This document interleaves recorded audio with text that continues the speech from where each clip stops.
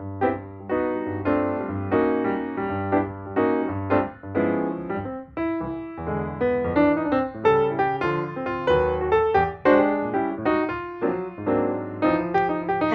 everybody. Welcome to the 19th Century Charitable Association's first virtual program.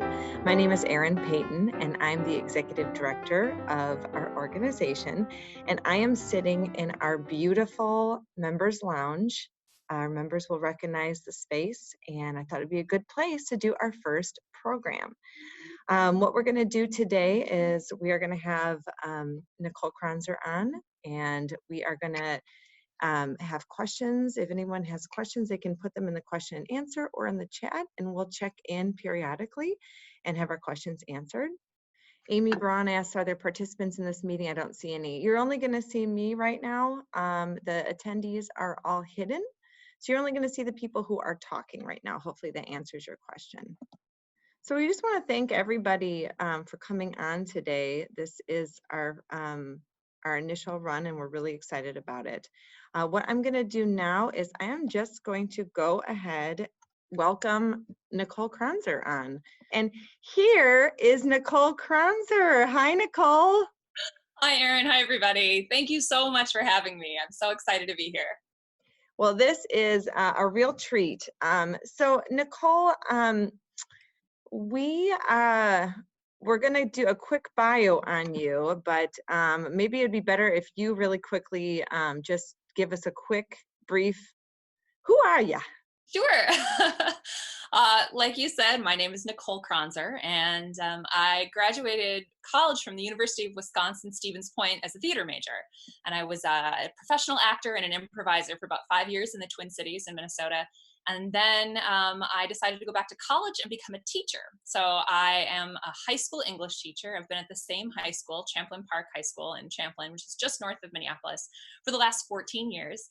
But I am on sabbatical this year because my very first young adult novel was published in April, Unscripted. And so I took the year to be able to sort of launch the book. I heard people say that it was akin to having a baby, and I've done that twice, and I know how much work that is. So I was really grateful for the sabbatical, but I'll be going back to teach in the fall, and then I've got more books in the pipeline. So now I'm going to have to find a way to sort of balance both of these things.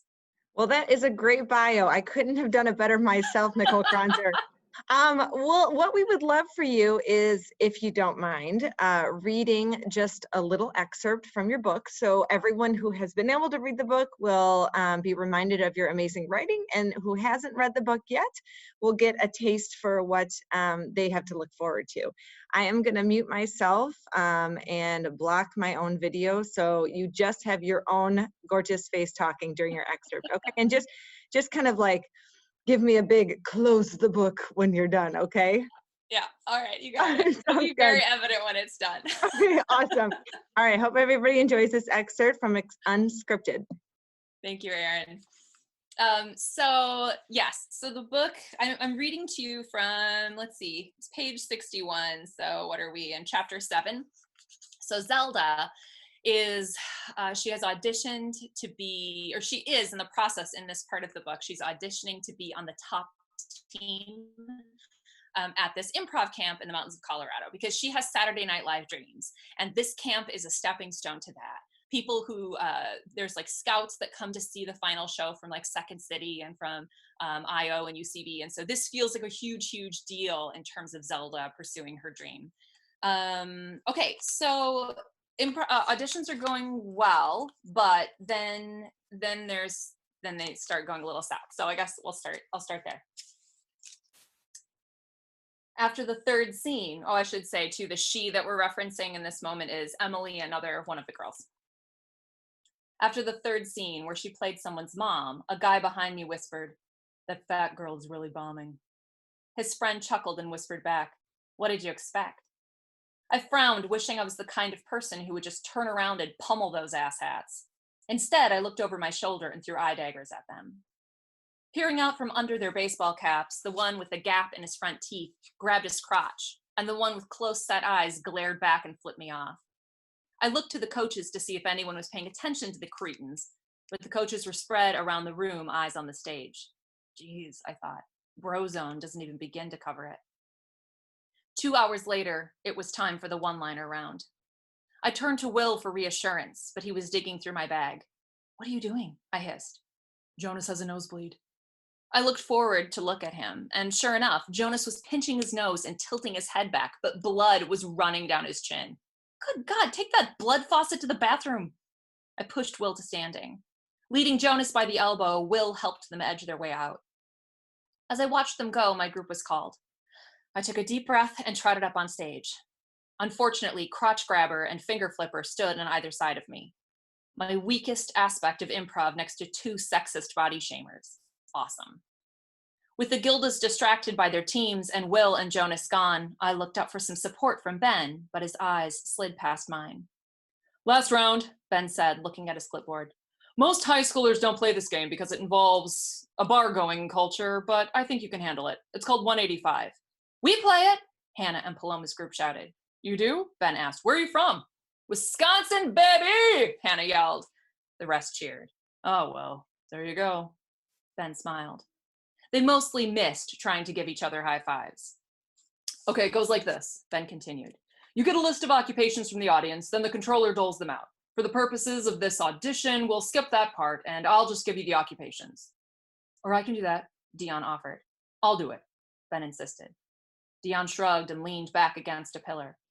So I'll say doctors, for instance. When you're ready, you step forward and say, 185 doctors walk into a bar. The bartender says, we don't serve doctors here. And the doctors say, and then you insert a pun, like, we only wanted a shot. This line earned Ben some groans and a few laughs. It's just an example, he said, grinning. Okay, got it? I nodded, my stomach suddenly home to a kaleidoscope of butterflies. Okay, 185 lawyers, Ben called out. Crotch Grabber stepped up. 185 lawyers walk into a bar. The bartender says, we don't serve lawyers here. And the lawyers say, then how will we pass the bar exam? Crotch Grabber smiled, all his teeth showing, seemingly pleased by his laugh to groan ratio. Finger Flipper stepped forward. 185 lawyers walk into the bar. The bartender says, we don't serve lawyers here. And the lawyers say, objection. The crowd was warming up now. I started to step out, but Crotch Grabber stepped in front of me. And the lawyers say, we'll be brief. I jumped out again, but Finger Flipper cut me off. And the lawyers say, we'll be the judge of that.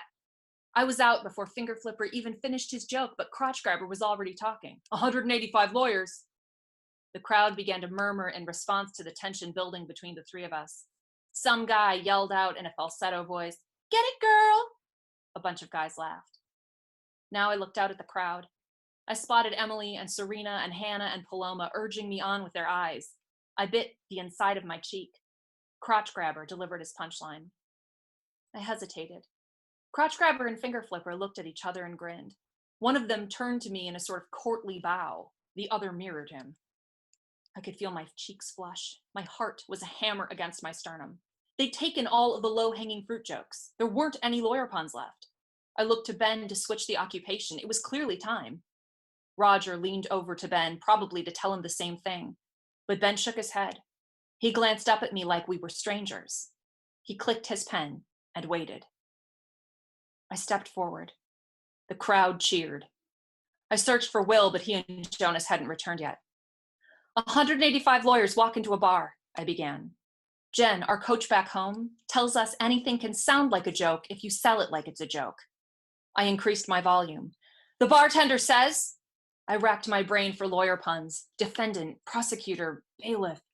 We don't serve lawyers here. Opening statement, verdict. And the lawyers say, my brain popped. It was empty. Totally empty.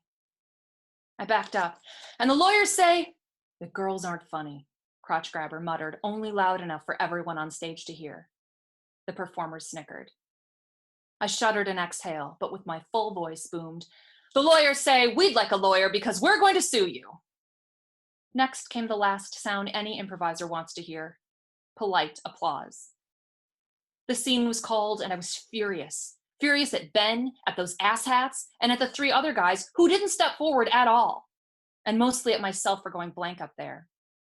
I couldn't just walk out of the lodge even though I wanted to. Then they'd win. I sat carefully in my folding chair. Will and Jonas were gone, and assuming they'd stopped Jonas's nosebleed, were probably making out somewhere. Serena and Emily were in the next group. Crotch Grabber and Finger Flipper didn't say anything to me as they took their seats. They didn't have to. They knew they were in my head.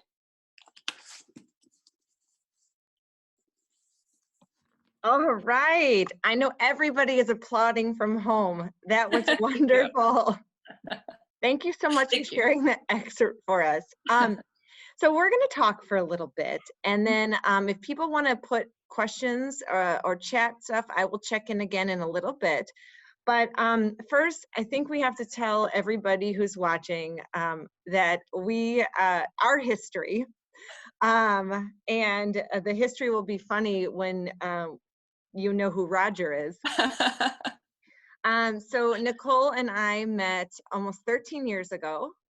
Nicole and my husband, Roger, went to college together at Stevens Point, and we have been fine friends ever since. Mm-hmm.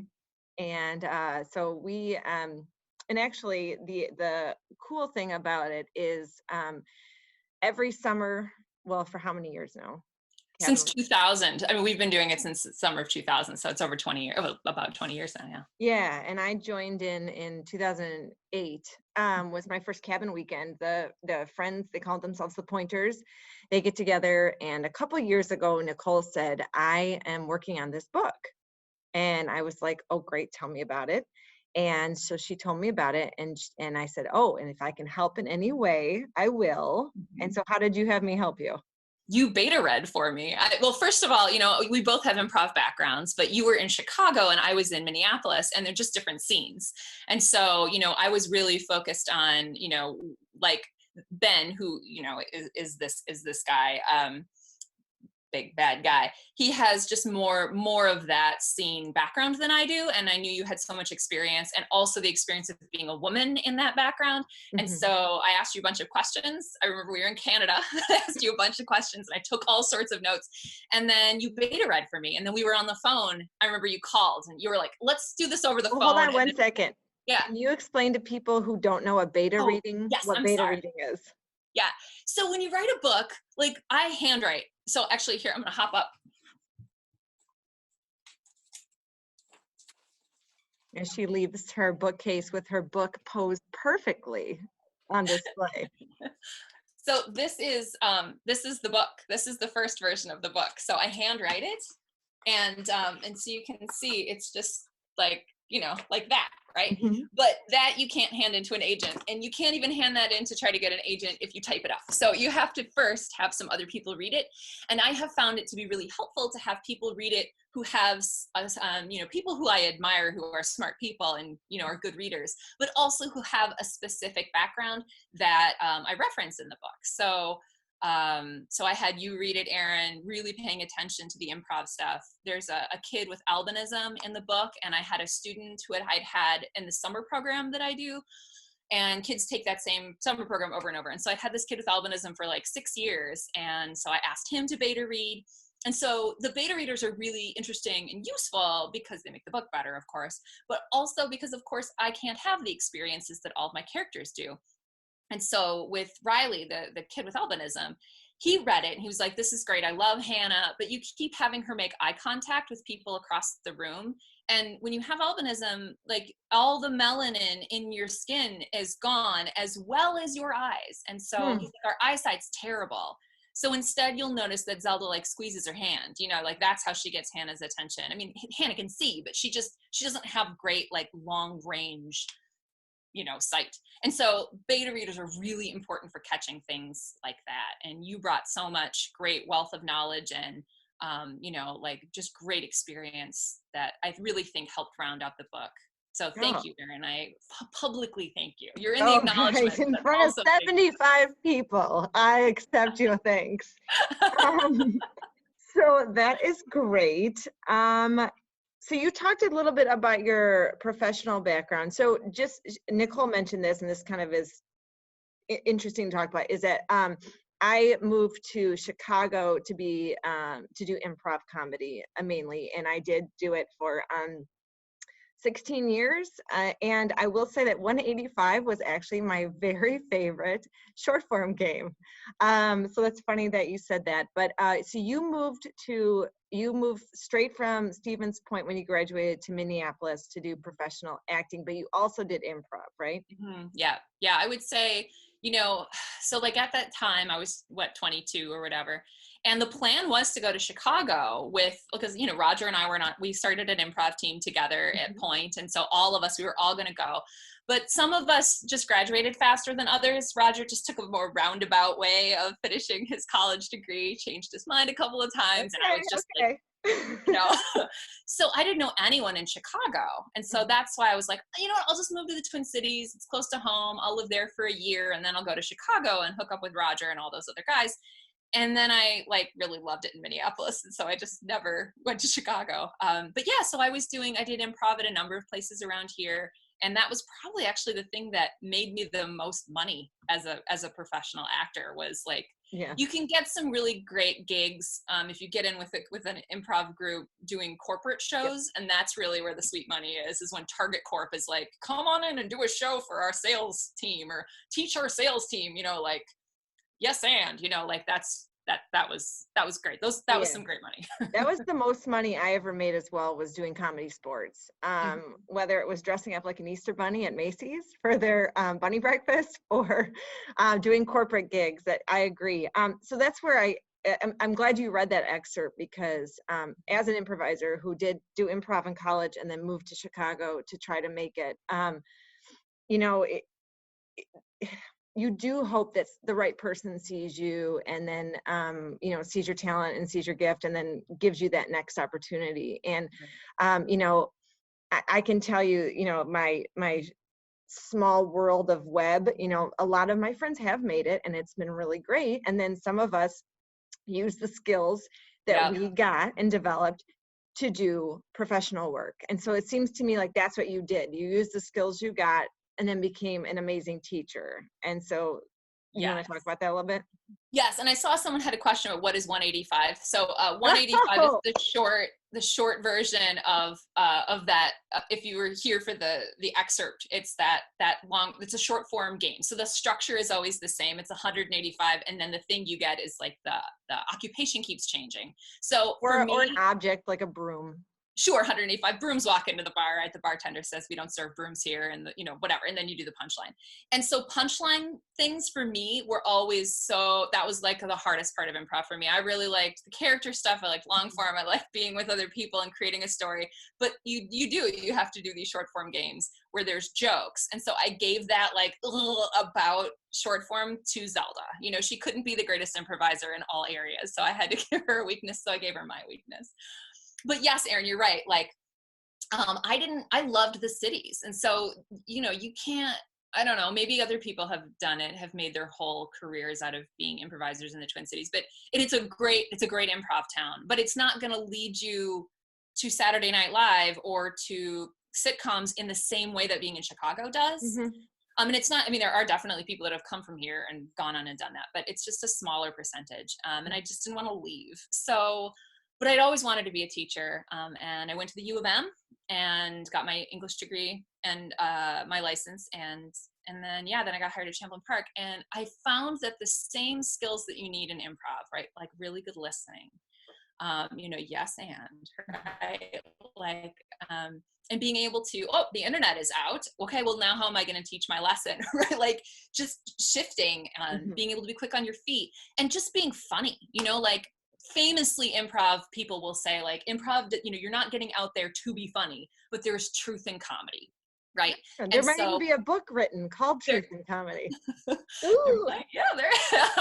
So just using all of those skills really does make me a good, I would like to say that I'm a good teacher, just because I'm a good listener, because I can respond quickly, because things don't throw me, because they can't when you're on stage and someone walks on and they make you an elephant and now you're an elephant, Okay, thank you. So I had this question, and then we just also got this question from Helene. Thank you, Helene. Is why did you choose YA? And if anyone doesn't know what YA stands for, it stands for young adult. Why did you choose that as your genre of choice? That's a great question. I actually never thought about writing anything other than YA. I love teenagers so much, and I didn't know I was going to love them when I started teaching. I was just like, oh, I just like helping people, and I had great high school teachers, and even though it wasn't like, if I could go back in time, I wouldn't pick that time to go do again, but you and me both, kid. but still, I don't know, I love school. So I show up and I get students and I'm like, oh my gosh, these people are amazing. Like I love them so much. And I really feel so privileged to be with them at this incredibly special time in their lives. They all, no matter what their background are, so future focused, and it's so hopeful. Ultimately, like being with teenagers is such a hopeful environment to be around. And I think that they bring the best versions of themselves to school. So sometimes I think that parents will come to parent-teacher conference and I'll be like, oh my God, I love your kid. And they're like, you want him? And the problem is that as a parent, you love your kid way more than I do as a teacher. Like I love your kid, but like you are invested in your kid. And I can say things like, listen, everybody takes their own path. And, it's going to be okay. Like if your kid doesn't know what they want to do today, it doesn't mean they're not going to figure it out in, 2 years. But with my own kid, I'm like, so, I've got like an 8-year-old, an 11-year-old. And I say to the 11-year-old, so what are you thinking about for college? And right. I hear myself, boy. So you feel like you're kind of in the heads of them and you're able to kind of write from their perspective. Totally. I love them so much that I never thought about writing for anyone else. It wasn't a choice. It just was a foregone conclusion. Okay. So I know this already, but the people who are watching this do not know. What is your writing process? Meaning, we know you write by hand, which is great. But is there a special place you like to write? I should have cleaned.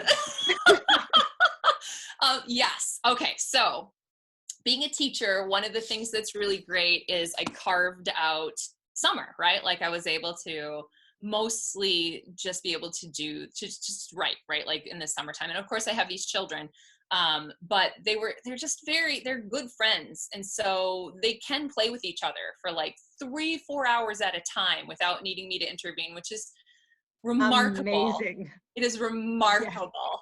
Yeah. And sometimes I walk inside the house after 4 hours of writing and it's a disaster, like I pay the price, but at least no one's dead. And, and I've written for 4 hours. So I have this space that is adjacent to my house. My house was built in 1927 and they made 2 garages. One is a tuck under garage and then the other one is freestanding. And they very swiftly realized that it was too steep to get up to the second garage in the wintertime here in Minnesota, of course. And so it's no longer garage, right? So when we moved in, it was a potting shed, but it's the size of a single car garage. And then when I got my agent, so then we changed it into like a porch and I would use it during the summertime. But then when I got my agent, my husband was like, we need to get you like a space you can write in. Yes, it's a she shed. I have a she shed. So here, I'll take you on a little tour, but it's not clean because we're also doing, like distance learning, right? Because my girls are in school. And so we've also got it set up for distance Everything learning. Is forgivable during a pandemic, Nicole. But I took a shower for you and I put on lipstick. So we appreciate it. Clean. Okay. So I have 2 bookshelves on both sides. And so that's really great. They're built-in bookshelves. And then let's see, then you can look out and you can see there's lots of windows and there's my standing desk. I love a good standing desk. I have this nice, I love Murdoch Mysteries, if anybody ever watches that. And they have these like antique green lamps. So I have a green lamp. So what do you call this room? We call it the Burrow after Ron Weasley's family, after their house. So you can see there's a couple of Hogwarts things on the walls. And then one of my books takes place in London that hasn't been published yet. And so we were just in London last year. And I said, I wanted to get some nice Burrow art. And my husband was like, that doesn't exist, but it does. This is a print of the Burrow done from the people who did all of the like paperwork, like all the paper art for movies 6 and 7. So it's like the most expensive piece of art I own. And it's, it's of the Burrow. It inspires you. So you do all of your writing exclusively there, and it sounds like you're able to take time away from being a mom, take time away from being a teacher. Mhm. And all of us who are parents and who are professionals on a non-pandemic time know you feel almost there's a guilt to it, and there is you feel like you're being selfish to take time for yourself. So how did you move past that? I actually didn't spend a lot of time in that guilt space because I had a mom who modeled that for me. My mom took trips with her friends when I was little. She would, she'd leave for a week and go to the Boundary Waters with her friends. And I would say, Mama, I'm going to miss you so much. Why are you leaving me? And she was like, it's important for people to spend time away from each other so they appreciate each other when they're back together. And my mom worked, she was a nurse, and I love my mom. Like, there's no part of me that resents my mom for working. There's no part of me that resents my mom for taking trips with her friends. And so it was very easy then for me as a mom to be like, this is what we do. This is what we do. So, And now you're modeling that behavior for my to your daughters. daughters Yep. who another fun fact, in addition to Harry Potter, you also love the writer, the Jane British writer, Austen. and named your daughters after. I sure did. I named my daughters Eliza and Eleanor.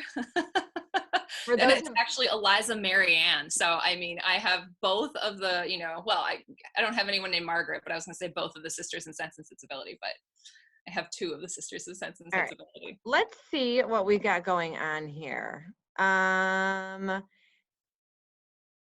So Joyce Porter says, is the camp based on a real place? Oh yeah, that's a great question. So the camp itself, like the programming of the camp does not exist, but that place does. So I loved camp as a kid. I went to bunches of different camps, and my favorite was this camp I went to in high school for a couple of years, and then I was actually a camp counselor there for a whole summer, called Sky Ranch, and it's in Fort Collins, Colorado. And so I just completely stole the floor plan. So the high ropes course is there, the main lodge is there, all those cabins. The camp I went to was like a peace and justice camp. And so they're named after, you went to like Mother Teresa cabin and Lech Walesa cabin. They were all named after peacemakers. So I stole that idea and I named all the cabins after Saturday Night Live people who had improv backgrounds.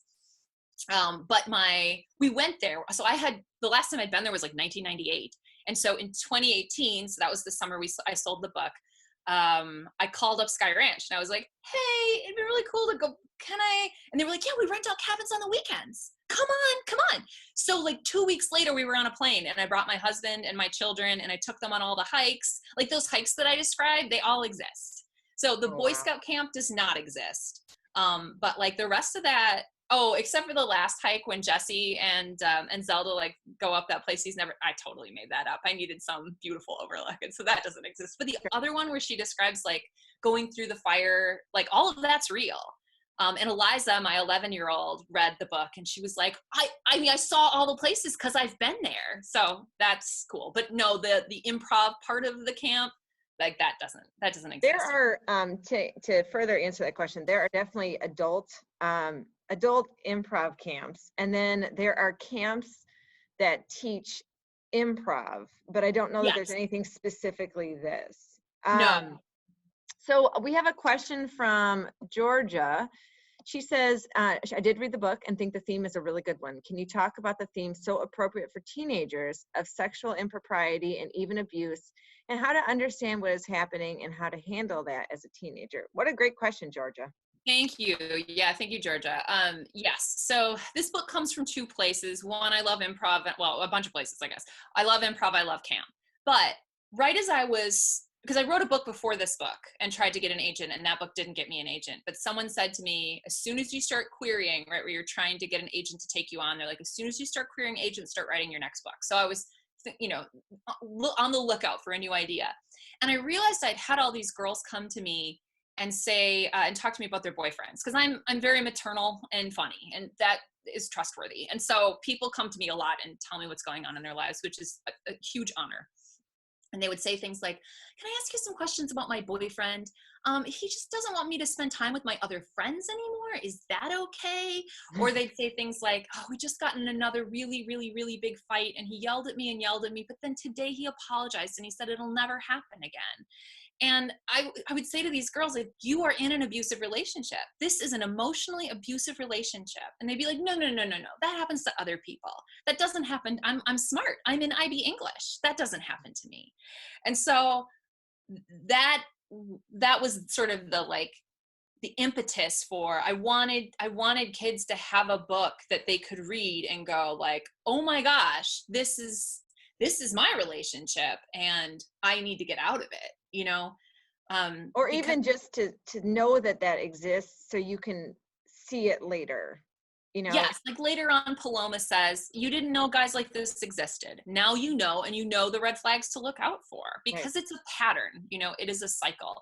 And so it was that, plus I have taught A Streetcar Named Desire for like the last 8 years. And so I love that play, and it's just always in my heart and in my head. And so I think about like, you know, that Stella can't recognize what she's in. Nobody knows how to name what she's in. And it feels so like no one else has ever gone through it. You know, it feels so isolating. And that's what abuse does, is it makes us feel really isolated. Great. Thank you. Linda, I think that, yes, Linda says, I think you just answered my question. I think she did too. Thank you. Yeah, definitely. I have bought this book and sent it to, you know, my daughter's only 7, so she's not quite ready to read it yet, but I have sent it to friends with teenage daughters because I think it is important for them it's a discussion starter too, because I think it's, you know, as parents, we are always thinking like, okay, we need to talk about college. We need to talk about, you know, like even safe sex and relationships and stuff like that. But this is another tier that no one ever talked to me about it. So I think it's a great conversation.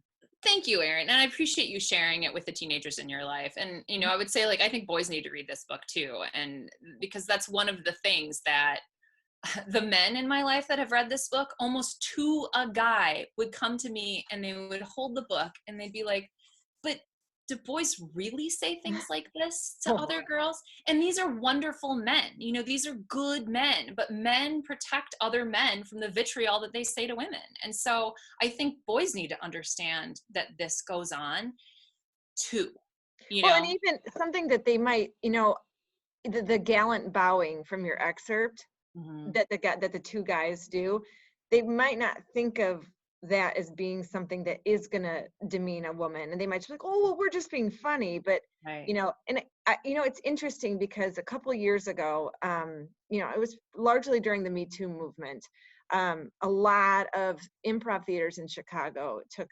a hard look at themselves and their instructors, and you know, the power dynamics. You wouldn't think there was a lot of power dynamics with people who improvise for free in a bar. There is. Yeah, for sure. And I know I improvised at places like, I'm just gonna use IO Chicago as an example. I improvised there. I was coach teams there, and I taught there, and I took classes there. And I was really lucky that I got through relatively unscathed. I had a really great experience there. I still I miss it. Being a parent, it gets harder to do that stuff. But I also know that a lot of women did not, you know, get through all of those experiences in the same way I did. So I think it's an interesting look on that. It's very timely. Thank you. Yeah, I actually started writing the book before Me Too hit. And when it did, I was like, oh my gosh, I have to pull back some of, like, the Pauls, you know, all the things that one of the Pauls says to Zelda toward the end. It used to be even more obtuse. And actually, I had to make it less obtuse because Me Too just made, you know, America of the world, whatever, a little bit more aware. Yeah. A little bit more aware. But okay, there's still, I mean. I got 2 questions. This is from Jessie. She says, one of the things I love about the book so far is the diversity of the characters, and in particular, the strength and honesty displayed by those in the various minority roles. I would love to hear about whether conveying a message regarding diversity was an intention of the book. Oh, I know the answer to this. Keeping in mind, I'm only halfway through the book. Okay, I'll try not to spoil anything.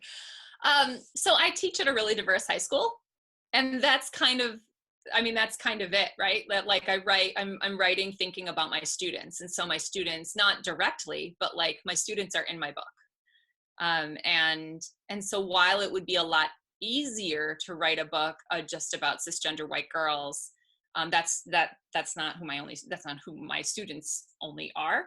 Mm-hmm. So, but one thing I do is I take that responsibility really seriously, that I'm not just gonna, like I've got beta readers that have the identities of a lot of the kids in my book. And I have former students that beta read for me too, which is great. So they're just like out of my class, so they don't feel like they have to say super nice things to me because their grade depends on it. Mm-hmm. But they're still, they're still teenagers. I teach a lot of seniors, so I get a lot of kids in college that beta read for me. So that's really important. In the first book that I tried to write, I had an African-American girl, and I suddenly realized as I was starting to write about her that I couldn't write about her hair. I didn't have any understanding of textured hair. And I'd had a senior who had just graduated who wrote an essay for college about her hair journey, who's an African-American girl. And so I messaged her and I was like, hey, I know you're in Hamlin. If I buy you coffee, would you talk to me for an hour about textured hair? And she was like, will I?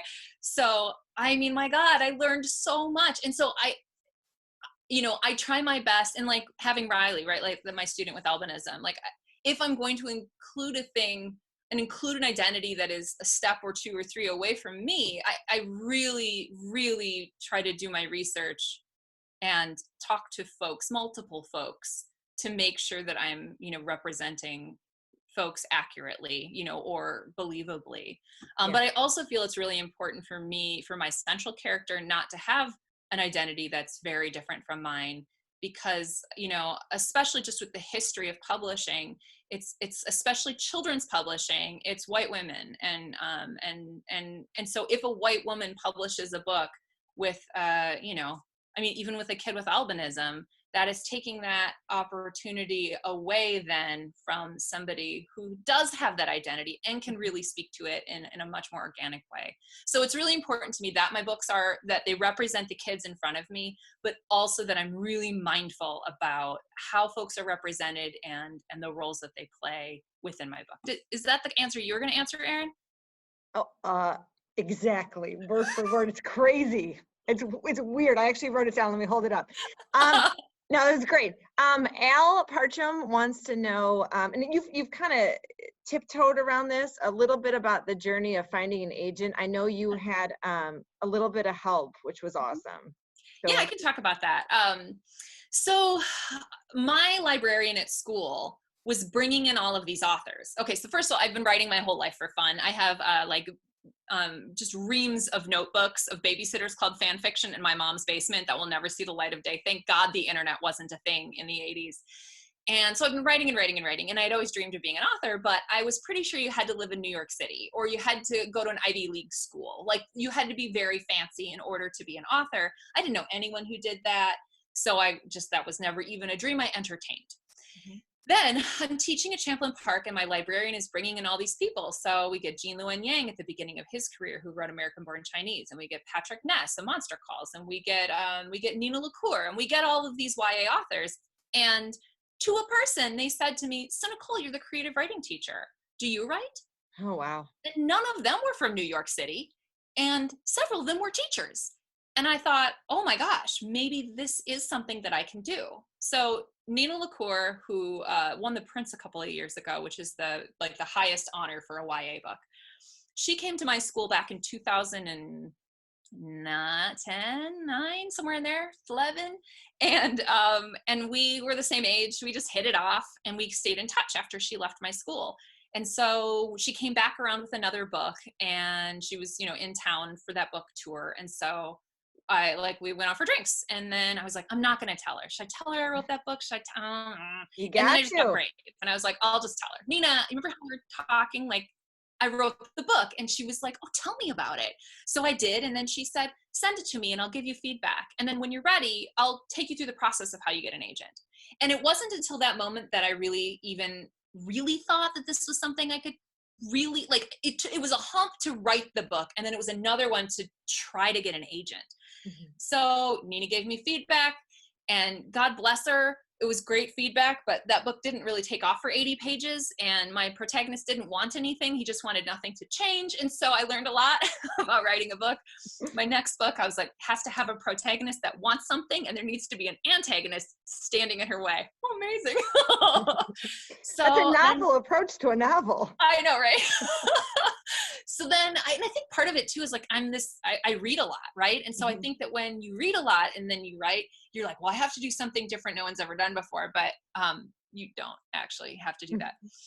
So Nina was like, Google these things, like Google, how to write a query letter. And she's like, and then when you've written it, send it to me and I'll give you, so it was just basically like my personal MFA that she really helped me. And she was like, here's some people you might want to query. And then I also went through YA books I loved. People always thank their agents in the acknowledgments. And I pulled out agents of books that I loved. And then I would be like, dear so-and-so, I love Maureen Johnson's book, blah, blah, blah, and you represent her. I think you'll love Flim Flam, right? So you go through that, and you're hoping for, I want to be your agent, but then the next best possible one is like, no, but here's why, and has given you some constructive feedback. So I got a lot of that, which was very encouraging. And so by the time I was getting those agent responses of like, no, this isn't the book, but I really like your voice, or like, this takes a really long time to get started, or your guy doesn't want anything, right? When I got that feedback, I wrote them back and said, I've got this other book that's nearly done. Can I query you with that when I'm done? And they were like, yes. So my top choice was Sarah Crow at Pippin Properties. And I wrote her on January 31st and said, would you like to read my new book? And she wrote me back like 1 minute later and said, please send me the full. And so I sent her the full book. And then 6 days later, she offered to be my agent. It happened so fast, but she had passed on my first book. So, I think that making it and publishing, you have to be willing to pivot from the project of your heart to trust that you can write another project of your heart. And that was one thing Sarah said to me. She was like, it was good to see you had multiple stories inside you. So I haven't even gone back to that first book. Like, I've gone forward since I've written Unscripted, because publishing takes forever. I've written 2 more young adult novels. With new characters, completely unrelated?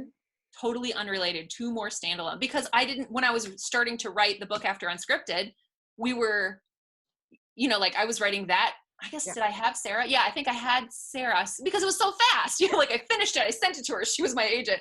And so I said, should we go back to my first book? She's like, why don't you just keep going? Okay. Hey, I'm going to read something from Kaden. Okay. It says, hello. I just want to say that you are so inspiring to me. I don't think Kaden's talking about me. It's probably you, Paul. I've been on the fence about teaching with my math degree, and the way you talk about teaching really resonates with me and excites me about going down that route. I also moved from Champlin to Fort Collins and am living here now. I am enjoying the book a lot so far. It's very accurate representation of what it feels like to be taken seriously as a woman. Thank you both so much for doing this today. Oh, wow. That's so nice. Thank you, Kaden. That's very nice. I appreciate that. Yeah, I think if you go into teaching because you want to help people, you're going to be great. If you go into teaching because you love your subject area so much, that's sometimes where you get into some disappointment, because I love books, but not all kids love books. And so then it's really disappointing, if that was the only reason you wanted to teach. So if you love math more than anything and you just want the world to love math, that's great. But you've also got to know that there's going to be some people who are hating on the thing you love all day. So that as long as you are aware of that part can be tricky. But man, kids are great. Sorry. Someone followed up, says, what is a query? Can you just give like a 2-sentence explanation of what a query is? It's a cover letter. Great. So it's a cover letter. If, let's say I want Nicole to be my agent, I'm going to send like an email with a kind of a cover letter saying, hey, I wrote this book. It's kind of, here's a gist of it. And then they usually tell you if they want to see X amount of pages, if they only want to see, they'll tell you what they want you to send. So it's basically that. So like, it's like you go to their website. And so. Okay. So James says, how do you use this writing talent so your students benefit and grow in their life? How do I use my writing talent so my students benefit and grow in their lives? Well, oh, wow. Okay.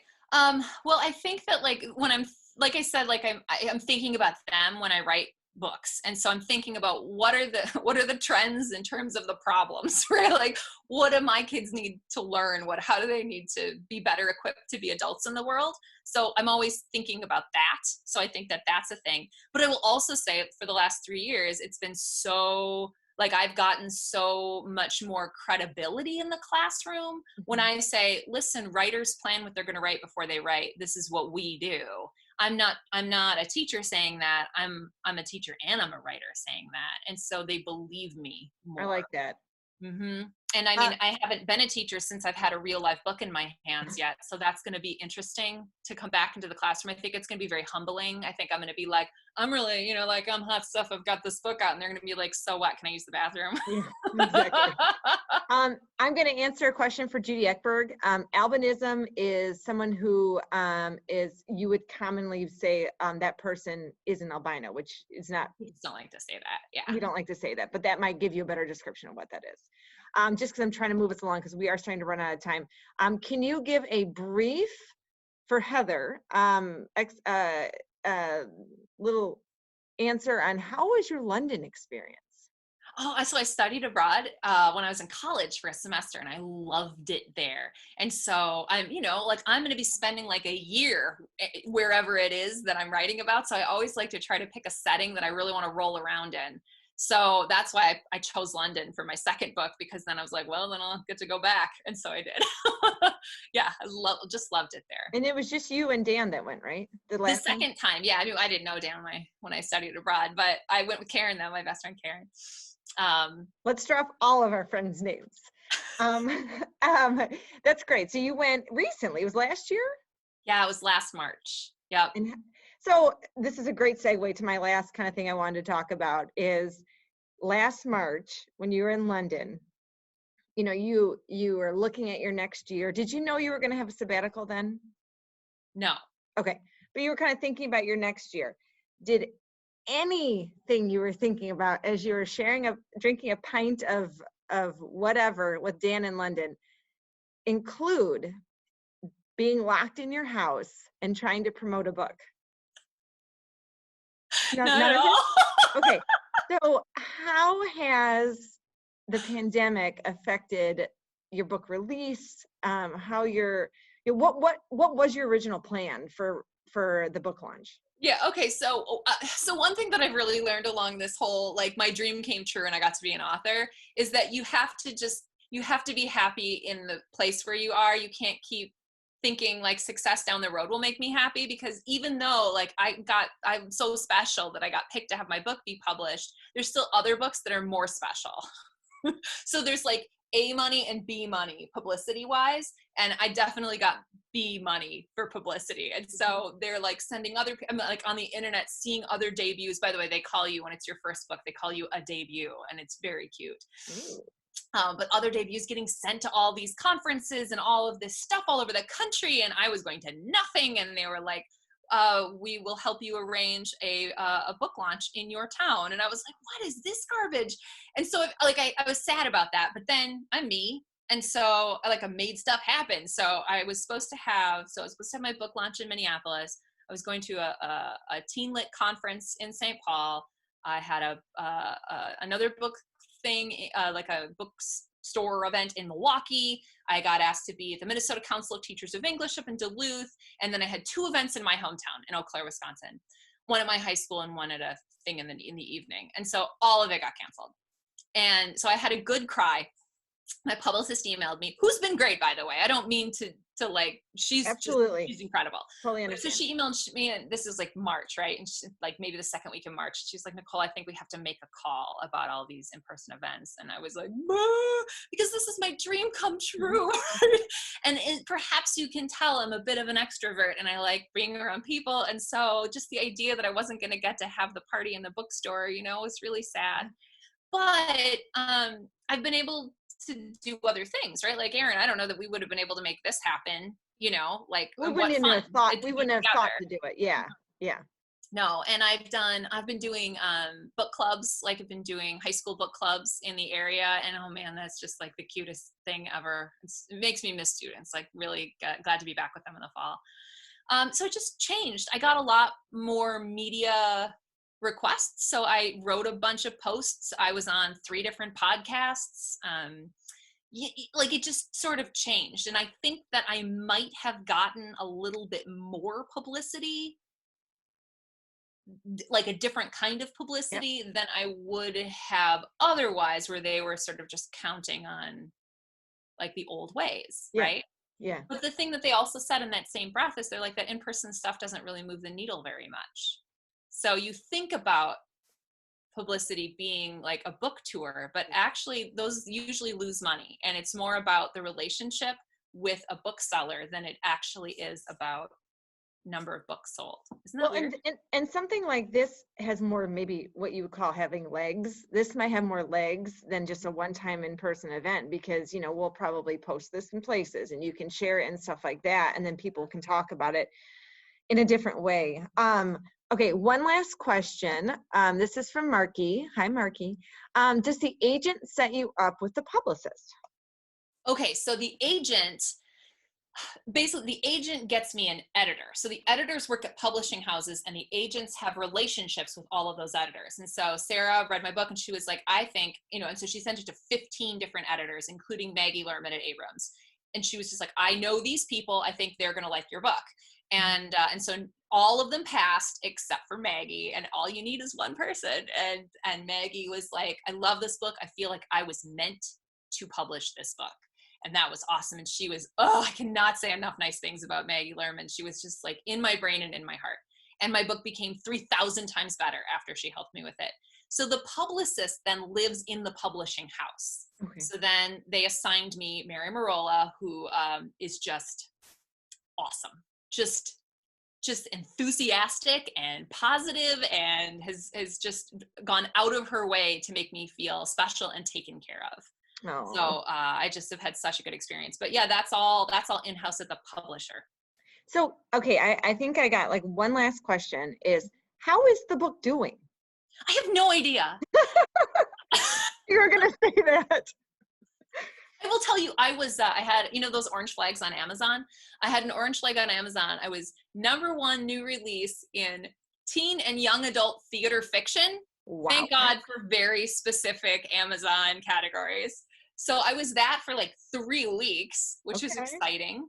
I also did the audiobook. So I had to audition to do the audiobook, but I did, and they picked me, which was awesome. And so the audiobook was like #2. And then which you recorded during the pandemic, right? No, we did it in February. So it was before. So thank goodness. Yeah, thank goodness. It was 2 very long days. It was supposed to be 3, but like I'm a force. So I did it in 2. It'd be interesting when you do get the statistics. I don't know. I'm a statistics person. Like to know like your ebooks versus like the actual hard copy books, like because of the age group, like if it's a difference than older groups. It's just, I love that stuff. So I would love to know. Yeah, I don't want to know any of that. And I basically, you know, I was talking to another author friend and she's like, do you have your numbers yet? And I said, no. Do I want them? And she's like, you can ask your agent for them and they will get them for you. But like a lot of times they don't. They sort of treat us like the creatives, right? Like we're just these very sensitive, whatever, touchy-feely people, which I totally am. And I don't want to know. Can you have your agent send it to me? Sure. Because I want to know. Because and I just see this question here about how you make money on a book. You get an advance. So when I sold the book, they were like, here's this chunk of change that you get, and you get half of it when you sign your contract, and you get the second half when you hand in that final revision to your editor. And then all of that money, you know, is you have to earn out that money to get more money. Okay, so like so here's the chunk of change I got. And then I start selling, books start selling, right? I get 10% of hardcover, like 25% of the ebook, and I don't know what of it, right? So like that money starts going up. Maybe this is how many books sell. And so they pay me more than my books ever, you know, like than my portion ever earns out. But if they keep selling more than my portion, then I get checks. I get royalty checks then for that extra over. So it's called earning out your advance. And lots of people like John Green will never earn out his advance because he gets like several $1 million every time he writes a book. right? Stephen King, that dude's never going to earn out his advance. But there's still so much other money in publishing that they don't care if you don't earn out your advance. Okay. Now, I got a very small advance because I was brand new and, whatever. Mm-hmm. So who knows? So only $500,000? $500,000? Just a small advance, $500,000. God, no, I'm not making very much money. Okay. This is... So you're going to keep your day job, which is yeah. I just really quickly, some of our viewers are retired, and so they don't have young kids at home and they're not working. So we are the opposite of that. So how has this pandemic and you doing this and being on a sabbatical and everything kind of affected your everyday life with the kids? Yeah, the kids coming home definitely put a huge, because I did most of my writing in the morning. Like that was my most prolific time. And my friend Casey, I connected. I mean, I'm such an extrovert though, right? Like I have this sabbatical, I'm going to be writing at home. And then immediately I find 2 people that I can write with every day. And so my friend Casey would come over most days. She also had a book launch in February, and her book, it's right here. Where did it go? Did I loan it out? Oh, this is so embarrassing. Well, you can tell us the name of it. Here it is. Minor Dramas and Other Catastrophes. It's an adult novel. It's super funny and wonderful. If you've ever known a teacher or you've been a teacher, it's really great. So I highly recommend that. But so Kathleen West is her name. And she would come over every day. And so I really miss her. Drew Brockington, I don't have Drew's book out here, but he writes the Catstronauts books, and those are like upper elementary graphic novels. And we're in the same agency. And so we connected, and then I would go to his studio like every other week and write with him. So that piece I really miss. But then like the girls now do school in the morning, and I support them in the morning, and then they go away, and then I write in the afternoon. So it's just sort of changed my schedule a little bit, but like I was already home all the time basically because of my sabbatical. So this isn't that big of a change for me compared to how it would have been if I had been teaching and then. And Dan largely works from home, which helps. Yes. He runs a motorcycle he buys and sells and repairs late 70s Japanese motorcycles. It's real business, people. I know. Okay. And Nicole, is there anything else before we bid adieu that you would like to let people know? Do you want to talk about if people haven't bought your book, where's the best place to find it? Oh, sure. Okay, so if you want an autographed copy, the best place the only place to get an autographed copy right now is the Red Balloon Bookshop in St. Paul, Minnesota. They do free shipping for book orders over $20. So if you want an autographed copy, that's the place to go. Otherwise, support your local independent bookstore. If you can avoid Amazon, please do. They have deprioritized books anyway, and so your chances of getting it it'll come faster through a local bookstore than it will through Amazon. If you want the audiobook, if you've got an Audible account or a Libro, which is the same thing as an Audible account, but it supports independent bookstores, and that's Libro, libro.fm. Same amount of money, you get an audiobook every month, and so you can get my audiobook that way. And I will say, for us local people in Oak Park, the book table does carry Unscripted. I was able to purchase it. One of the times I purchased it was through the book table, and they have it. So let's support local if we can, if you're in Oak Park. If not, like Nicole says, just do a search. You'll find it. Yeah. Oh my gosh. Georgia says, I got it from the book table a few days ago. So she is seconding that. Okay, well, we're going to say goodbye. Yes. Can I just say one more thing? Yeah, if you want, if you are a person who is a social media person, I'm on Instagram and Twitter at Nicole Kronzer. I'm the only Nicole Kronzer in the whole world. And so it's definitely me, Nicole Kronzer. That is awesome. If you prefer to get, I also have a newsletter. So if you go to my website, which is NicoleKronzer.com, you can sign up for my newsletter, and then you just get occasional emails. What I also want to just really quickly let everybody know is we have another virtual program coming up on Wednesday, June 10th. It's an afternoon of music with Michelle Govern, who plays the flute, and Christopher Spike, who plays the piano.